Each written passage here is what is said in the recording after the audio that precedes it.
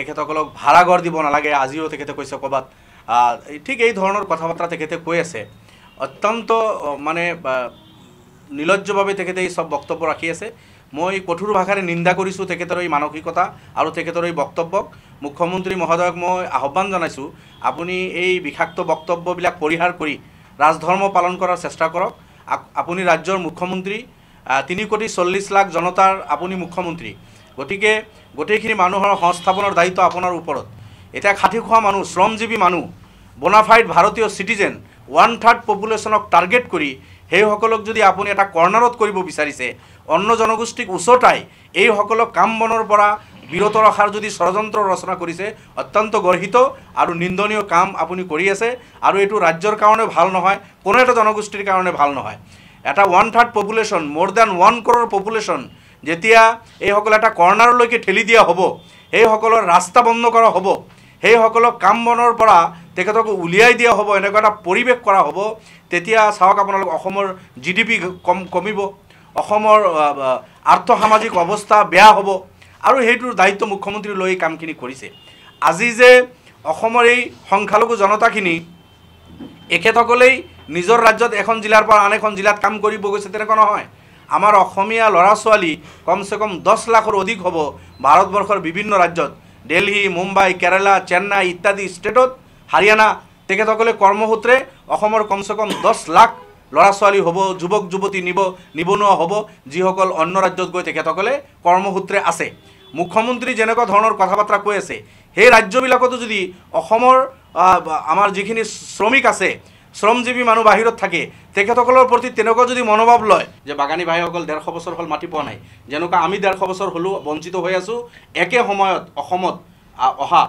উড়িষ্যা বিহাৰ ঝাৰখণ্ডৰ পৰা যিসকল আহিছিল শ্ৰমিক হিচাপে আনি তেখেতসকলক চাহ বাগানত বহাইছিল চাহৰ কাৰণে আজি অসম পৰিচিত চাহৰ কাৰণে আজি আমি গৌৰৱান্বিত আমাৰ অসম আমি চাহৰ কাৰণে গৌৰৱ কৰোঁ আৰু সেইসকল শ্ৰমিকসকলক 150 বছৰ হ'ল কোনো এটা চৰকাৰে তেখেতসকলক ল্যান্ড দিয়া নাছিল মাটি দিছিল আমি তাৰ কাৰণে তেখেতসকলৰ ইছ্যুৰ লগত আমি একমত আমি প্ৰশংসা কৰিছোঁ আমিতো কোনোদিন কোৱা নাই মন্দিৰ ভাঙিব লাগে আমি মন্দিৰক সন্মান কৰোঁ সত্ৰৰ প্ৰতি আমাৰ সন্মান আছে শ্ৰদ্ধা আছে আমি কোনোদিন কোৱা নাই গতিকে আমি আমাৰ ইৰোশনৰ কথা ক'লে ইৰোশন প্ৰটেকশ্যনৰ কথা ক'লে ভাৰতীয় নাগৰিকক ডিৰ নামত হাৰাশাস্তি কৰা নচলিব এই ধৰণৰ বক্তব্য ভেঞ্চাৰ স্কুল প্ৰভিন্সিয়েলাইজড হ'ব লাগিব মাটিৰ পট্টা আমাক লাগিব এই কথাখিনি আমি ক'লে মুছলমানৰ কথা কোৱা নুবুজায় আমাৰ সমস্যাৰ কথা কোৱা বুজায় বাকি আমি কোনোদিন আমাৰ বক্তব্য উঠাই চাওক 20 বছৰ কোনো এটা বক্তব্য আপোনালোকে নাপাব যে আমি সাম্প্ৰদায়িক কোনো বক্তব্য কৰিছোঁ আমি 126 খনত নেখেলোঁ 30ৰ পৰা 35খন আসনত আমি নিৰ্বাচন খেলিম বাকি আসনখিনি যদি কংগ্ৰেছে অলপ ভালদৰে মনোনিৱেশ কৰে সেইখিনি আসনত যদি কংগ্ৰেছে খুটা পুতি লৈ এতিয়াৰ পৰা যদি তেখেতসকলে পৰিশ্ৰম কৰে তেতিয়াহ'লে মই ভাবোঁ যে বিজেপি উফৰিব আৰু যদি কংগ্ৰেছে ভাবে যে আপাৰ আসাম বেল্টত কংগ্ৰেছে নাযায় টি ট্ৰাইবছ এলেকাত কংগ্ৰেছে নোসোমায় BTAD এলেকাত কংগ্ৰেছে যিহেতু অৱস্থা ভাল নহয় তাতে যাবলৈ কংগ্ৰেছে যদি ভয় কৰে কাৰ্বি আংলং ডিমা হাছাওত কংগ্ৰেছৰ এজনো প্ৰতিনিধি নাই কংগ্ৰেছে যদি ভাবে তাতে নাযাওঁ কংগ্ৰেছে যদি ভাবে তিনচুকীয়া ডিব্ৰুগড়ৰ পৰা আৰম্ভ কৰি কোনো এখন জিলা পৰিষদতে আমাৰ জিলা পৰিষদ চেয়াৰমেন আমাৰ নাই আধা আসনত আমি কেণ্ডিডেটে পঞ্চায়তত দিব নোৱাৰিলোঁ গতিকে এটা দুৰ্বল স্থিতিতে আমি আছোঁ এইখিনি ভাবি যদি কংগ্ৰেছ ভয় কৰি UDFৰ লগত যুঁজে তেতিয়াহ'লেতো মুস্কিল কিন্তু আমি ভাবোঁ যে কংগ্ৰেছ তেনেকৈ নকৰিব কংগ্ৰেছে আমাৰ লগত নুযুঁজি কংগ্ৰেছে বিজেপিৰ লগত যুঁজাৰ আমিও পৰামৰ্শ দি আছোঁ আৰু কংগ্ৰেছতো অনুভৱী নেতা আছে কংগ্ৰেছত পুৰণি বহুত সিনিয়ৰ নেতা আছে তেখেতসকলে যদি ভাবে বিজেপিক উপৰাব লাগিব তেতিয়াহ'লে আপাৰ আসাম বেল্টত যাওক পাৰত যাওক BTADত যাওক বৰাকত যাওক তেখেতসকলে বাগানত যাওক তেখেতসকলে পৰিশ্ৰম কৰক অলপ চৰত আহি বহি থাকিলে নহ'ব মোৰ এটা হেৰি ৰৈ গ'ল মানে কংগ্ৰেছে যে এই কথাটো কয় যে বিজেপি এনেকৈ মুছলমানৰ বিৰুদ্ধে হেৰি কৰে আৰু এইটোৰ প্ৰতিবাদ UDFে কৰে ইয়াৰ এটা কাৰণ হ'ল মানে যেতিয়াই বিজেপিয়ে মুছলমানৰ ওপৰত কিবা ধৰক উচ্ছেদ কৰিলে বা ক'ৰবাত গুলিয়াই মানুহ মাৰিলে আমি UDF তাত যাওঁ প্ৰতিবাদ কৰোঁ কিন্তু কংগ্ৰেছ বহু ক্ষেত্ৰত নাযায় তেওঁলোকে এনেকুৱা এটা দেখুৱায় যে আমি মিয়াৰ লগত নাই মিয়াৰ এইটো ইছ্যুত গ'লে আমি সেইফালে ভোট নাপাম এনেকুৱা এটা কথা পিছত তেওঁলোকে আমাৰ মিয়া মানুহে যেতিয়া বা মুছলিম মানুহে যেতিয়া কয় যে আমাৰ এনেকুৱা এটা বিপদ হ'ল UDF আহিল কংগ্ৰেছ নাহিল তেতিয়া তেওঁলোকে মানে নিজৰ নাক বচাবলৈ কয় যে তাত UDFে আৰু বিজেপি মিলি লৈছে বিজেপিয়ে মানে এইটো কৰিব আৰু UDFে প্ৰতিবাদ কৰিব মুছলমান ভোট ল'ব আনকি এই যে উচ্ছেদৰ কথালৈ তেওঁলোকে হেৰি কৰিছে অসম বিধানসভাত প্ৰত্যেকবাৰ সদন অধিৱেশনৰ আগতে ক'ৰবাত নহয় ক'ৰবাত উচ্ছেদ হয়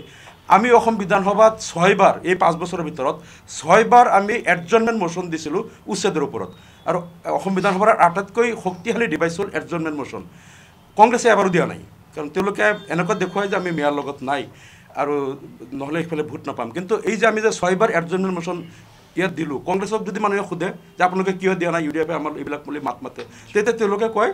যে নাই UDF বিজেপি মিলি লৈছে, মানে বিজেপিয়ে মুছলমানক অত্যাচাৰ কৰিব। আপোনালোকে 91ত খেলিব, 35ত খেলিব, 91টা চিট বাকী থাকিব, 91টা চিটত আপোনালোকে কাক সহায় কৰিব, কেনেকুৱা ধৰণৰ ষ্ট্ৰেটেজি? বিজেপি বিৰোধী শক্তিশালী কেণ্ডিডেট যিসকল আছে, এই 90 যি আসনত আমি ইলেকশ্যন নেখেলিম, তাতে বিজেপিৰ বিৰুদ্ধে যিসকল ইলেকশ্যন খেলিব শক্তিশালী কেণ্ডিডেট, সৎ কেণ্ডিডেট, সেইসকলক যদি ৰাইজে ভোট দি জিকাই দিয়ে আমি ভাল পাম। নহয়, আমাৰ কোনো আলোচনা নাই। আমি যিহেতু বিচাৰি আছোঁ যে বিজেপি আহিব নালাগে। বিজেপিয়ে সাম্প্ৰদায়িকতাৰ যিটো বীজ ৰোপণ কৰি আছে আৰু ডেইলি যেনেধৰণৰ এটা পৰিৱেশ কৰি আছে, গতিকে বিজেপি যোৱাটো আমি বিচাৰিছোঁ। যিহেতু 35 চিটত নাযাব বিজেপি, বাকী আসনখিনি লাগিব। সেই আসনখিনি বিজেপি বিৰোধী শক্তিশালী কেণ্ডিডেট যিসকল আছে, সৎ মানুহ, ভাল মানুহ, সেইসকলক অসমৰ জনতাই জিকাই দিয়ক, আমি ভাল পাম।